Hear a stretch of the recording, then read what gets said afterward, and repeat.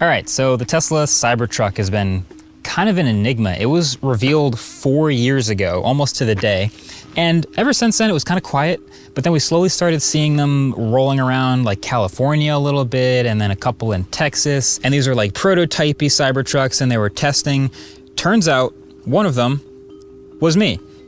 Well, for a day anyway. So what we have here is a near final Tesla Cybertruck.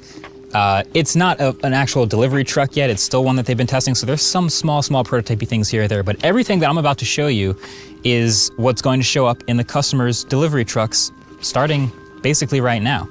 So I've learned a lot about this truck in my time testing it. There are some surprising things about it, some features that are really cool, things that I think truck people are really gonna like, but also some concerns that I have, some surprises. Buckle up, this is gonna be a mega video, get subscribed, there's a lot to it. Let's take a look at the final Tesla Cybertruck.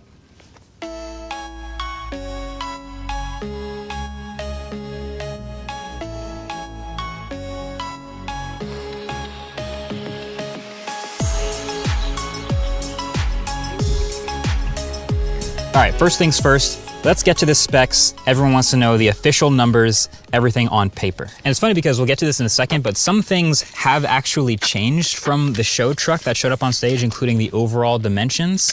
I'll get to that. But the stuff that you probably care about is the basics like price, range, speed, right? So there are gonna be 3 configurations of the Cybertruck. This one that we're looking at here, which you can't tell by looking at it, but this is the triple motor version. It's not quite the same as the Plaid powertrain, but it is 2 in the rear, 1 in the front, and it's gonna be able to do 0 to 60 in 2.7 seconds, an 11-second quarter mile. It's got about 845 horsepower. It has torque vectoring at the rear, and it's absurd. They call it the Beast.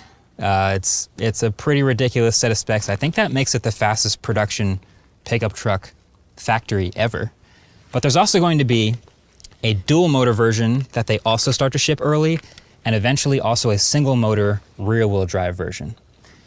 The triple motor is gonna start at about $100,000. So this is new information. We kind of had a much lower idea of what the price was gonna be at launch.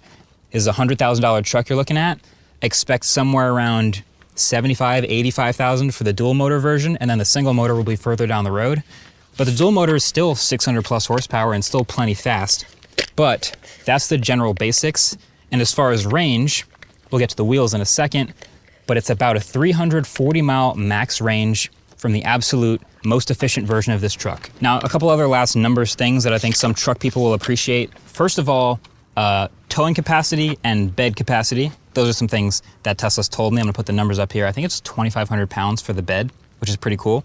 And we also measured the truck because officially it's about 5% smaller in every dimension from the original show truck, the prototype that people have been seeing on stage. So I measured it from front to back, and it's about, from bumper to bumper, 224 inches. We happen to have an F-150 Lightning here that we've been directly comparing it to. It's right over there. We've got some onboard power and all sorts of fun features here. And so I'll mention when things like that also appear on this truck, but it's about the size of an F-150 Lightning. A little bit smaller. Now, speaking of the 5% shrinking dimension-wise, there are a lot of things that have changed about this truck versus the original show car. From front to back, there's a lot. There's a motorized front trunk. There's so much to talk about in this video. There is the world's largest windshield wiper, which I'm sure you're curious about, so we'll talk about that. It does actually have side view mirrors. They're removable, and they've kind of